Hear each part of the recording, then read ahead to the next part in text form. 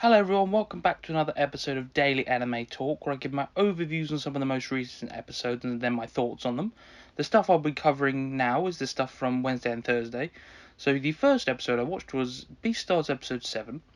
After the jaw tug of war, Legosi goes to the locker room to relax and contemplates everything, and while there goes to each locker and takes a sip of their drinks. Legosi can remember the taste of the assailant's mouth after biting them, and try to see if any of the bottled drinks taste similar. Back in the drama club main area, an accident occurs involving a black panther and an anteater. The panther accidentally pulls the anteater's arm off. The anteater doesn't trust any of the carnivores to take him to the medical room except Legosi, who carries him, and then the bear student Riz carries his arm with him. After everything is settled, Legosi confronts Riz about him being the person who ate Tem, and he all but confirms he did it. He then begins to try and intimidate Legosi by tearing at the ceiling, but Pina walks between them. Pina brought the anteater's belongings to the medical room. Pina says he heard everything and tells Legosi and Riz to follow him to the canteen. When at the canteen, Riz threatens to silence them both, but Pina then says if 2 more drama students were to die, the police would focus on the drama club students. Pina is basically blackmailing Riz. Legosi and Pina leave. Riz is left stirring while writhing in rage. Cut to Riz sleeping, or trying to anyway, and then find out bears, and specifically carnivores over 2 meters tall, are required by law to take muscle-reducing medication to limit their strength, which is considerable. They then show a flashback of Riz and Tem meeting and getting along. When Riz wants to show his real self to Tem, he stops taking the medication. We see the night Tem dies. Riz chases him and seemingly unconsciously kills and eats Tem. The students also get some drastic news. Starting next year, all herbivores and carnivores will have separate classes, and the drama club will disband. The club seems to be coming up with ideas to fight against this. I really enjoyed this episode. It was a fun, almost conclusion to what's happening from the first season. We finally get the answers that we've been looking for about Tem. It was the bear. Even though he's been kind of a background character, you see him enough times to know that he's involved in the drama club. But now that we've got a bit of backstory, we know he was really involved with Tem and he knew him quite well. And he's a bit of a weird character from what we've seen so far. He's very really calm and everything, but then when he lets his real self out, he can get really angry and aggressive. And you saw that when he almost had a go at Legosi, but that was fun. I enjoyed that. The stuff with the anteater and the panther was crazy. I didn't expect him to just full on rip his arm off. That was cool, but then we also get to see the fallout of that, where the Black Panther clearly didn't mean to do it, and now he thinks that everyone's going to be wary of him, and they won't want to go near him. It's good to see how the carnivores think, because they know they have to be careful, because if they do anything out of line, they're going to be almost ostracized by everyone, so they've got to be almost tiptoes all the time. Yeah, that pretty much covers a lot of the stuff from the episode. It was good to see the story of who Tem's killer is finally surface and we get to know. So it'll be good to see the follow up from this. Will the snake, the bodyguard, get involved, or will Legosi have to go in by himself? And I don't know how Pina's going to be involved, because he seems to be wanting to take advantage of Riz to try and almost use him for his own gains. But yeah. The next thing I watched was Hortensia Saga episode 7. While trying to buy medical herbs, Alfred and co. find out the country's village for medical herbs has become deserted, and this is bad for everyone. Alfred, Marius, and Deflote decide to visit the village to see what is going on, and when they arrive, see that the church has put up a roadblock blocking all access.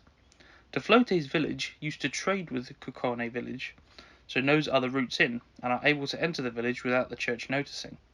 When they arrive, they are approached by a former priest who informs them that some time ago the church simply walked in and blocked the village off and took control of the church to house plague victims. After some reluctance by Alfred, they all gain access to an underground waterway to underneath the church, but are suddenly set upon by undead. They take them out and move into the church, where they find plague victims scattered throughout the lower church. With enough evidence against the church, they begin to leave, but are attacked by the church doctor and his experiment. De Flotte begins the fight with Alfred and Marius soon to join in, but suddenly the church's Black Knight appears and wipes them all out. The Black Knight then finally recognises Marius as the princess, and they are all taken prisoners. This was a cool episode. It was continuing on from their almost daily adventures of Alfred and Marius going to different villages and different places trying to sort out problems. But instead of it working out this time, we get almost a two-parter where they're taken prisoner, because usually they're pretty much on top. They sort out the problem and then they go back home. But this time they were completely outmatched, outgunned, because the Black Knight is very powerful from what we've seen so far. And from the preview for the next episode, it looks like they're going to be a bit of a sticky situation with them all being chained up by the look of it. And it also looks like they're going to try and kill the princess and make it out for her to be the witch that's caused the plague as an excuse to get rid of her. But I imagine that won't happen. I hope they escape and save her, and then when they finally realise, Alfred will probably understand that she is the princess, and then that will lead into the last arc of the season where they come into prominence and they might try and take back the kingdom from the Pope and try and fight the renegade faction that started everything by killing the king. So hopefully that will make this a full-on war and make a good end to the season, because this is a good way to, this is the midway point, make it very tense, oh no, what are they going to do, they're doomed. But I imagine they'll pick themselves up and begin the fight again. So yeah, we'll wait till next week to see what happens. The next thing I watched was Heaven's Design Team, episode 7. The episode starts with Unabara having a bath, but feels as though someone or something is watching him, and after telling the others, an order comes from God for a creature that watches without being seen. The team discuss many ideas, including the chameleon, and even try the squid, but the squid's eyes can still be seen when hiding. They have Unabara set up a bath scene and try a fish with translucent skin, but the eye is still visible. In the end, what is created is a single-cell organism with one eye. Next up, Tsuchiya's grandson sees something at the festival that now has him thinking of nothing else, so Tsuchiya decides to recreate the person or thing in the drawing. The base creature they come up with is basically an alien, and with constant small tweaks including 2 tongues, huge eyes and a snout lollipop, it ends up looking exactly like one of Miedo's new creations. She was walking around the festival with it, and Kenta saw and loved it.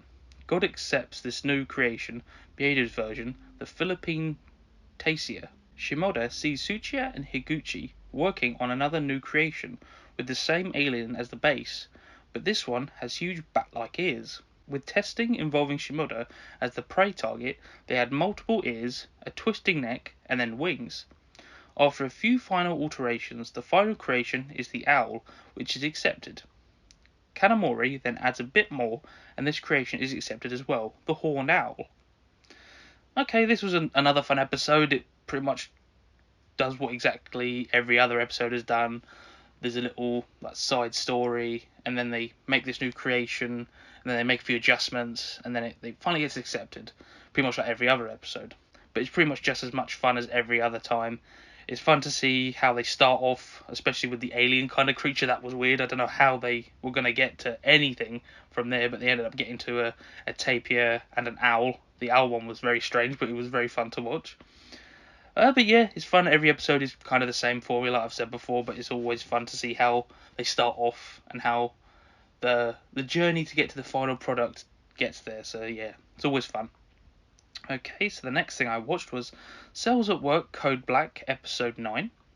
Once again, we see White Blood Cell looking for other white blood cells, but finding no one.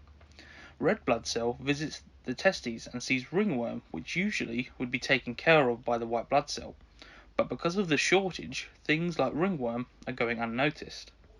Red Blood Cell meets up with the blonde Red Blood Cell, but the main one is clearly showing signs of overworking and stress from the sheer amount of work he's having to do.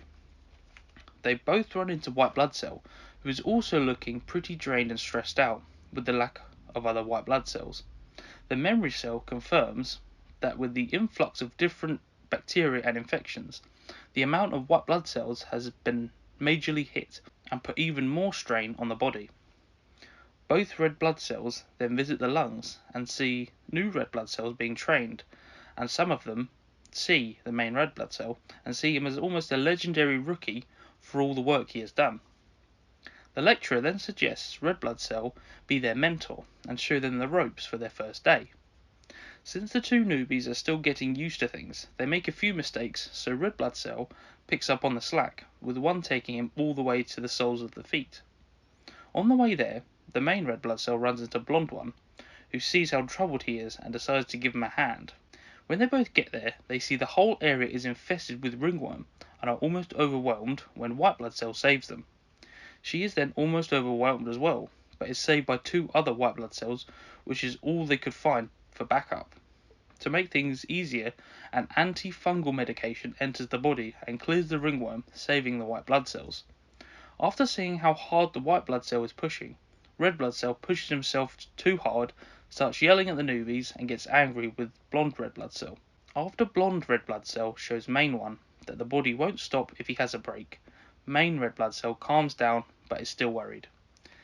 This continues to get better. Code Black, it's because we've started off with the main character from the beginning, obviously, and he was so upbeat and wanted to do everything he could. Even in the last episode, he was trying his best to motivate everyone and make sure the body got the best work out of them as he could.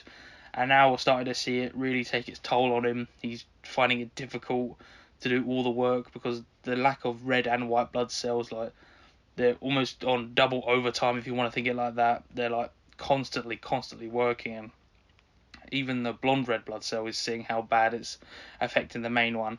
And by the end of the episode, they just had to take a break. They couldn't do anything else. They just had to sit back, take in their thoughts, and be like, okay, we're done for now. We're just going to have a break. But it's fun. I'm interested to see what else can get worse, because this episode, even though they were stressed out, it was a lot calmer than the last couple of episodes, where it's been very dramatic, as a lot of stuff's been going on, like constant bacteria, constant like sexual diseases as well. It's been pretty rough for this body and all the cells in general. So I don't know if it's going to get any better. I hope for their sakes it does, but from how it's gone in the past, it's probably going to be a tough time for them, but we'll see in the future. Okay, so the next thing I watched was Cells at Work Season 2, Episode 7. The episode starts with a quick recap of cancer cell ambushing the immune cells and starting the face-off. The majority of the episode focuses on NK cell, memory T cell, and white blood cell fighting the cancer cell, and it begins with them getting the advantage over cancer cell. But regulatory T cell gets involved. Regulatory T cell stops immune cells from attacking other cells in the body, and since cancer cell is from the body, inadvertently allows it to continue. Each time white blood cell, NK cell, and memory T try to attack, the regulatory T cell stops them and repeats immune cells shouldn't attack other cells. This continues to happen until cancer cell traps white blood cell in a capsule tube, leaving him stranded. Meanwhile, red blood cell and the platelets are still trying to escape the intestines, but with all the damage done and the release of the toxic gas, it's difficult to navigate. Also, ordinary cell is running with the lactic acid bacterium from the bad bacteria away from the intestines. They become trapped, but ordinary cell sacrifices himself so lactic acid can escape. With white blood cell trapped, the regulatory T cell keeps stopping NK and memory T. Cancer cell absorbs the toxic fumes and increases his mass and starts to grow and develop more, with the situation looking dire for everyone involved. This was a great episode. It's good to see how dire it keeps getting for the immune cells to try and stop the cancer cells, because with the introduction of the regulatory T, they're pretty much stopping them from stopping the cancer cell, and if it keeps going on, cancer cells are just going to keep getting worse and worse, and it's going to be dark. It's almost going to go into the realm of Code Black in that anime, because that's pretty much all the worst things that are happening, and the cancer cell was like top of the bad things that can happen.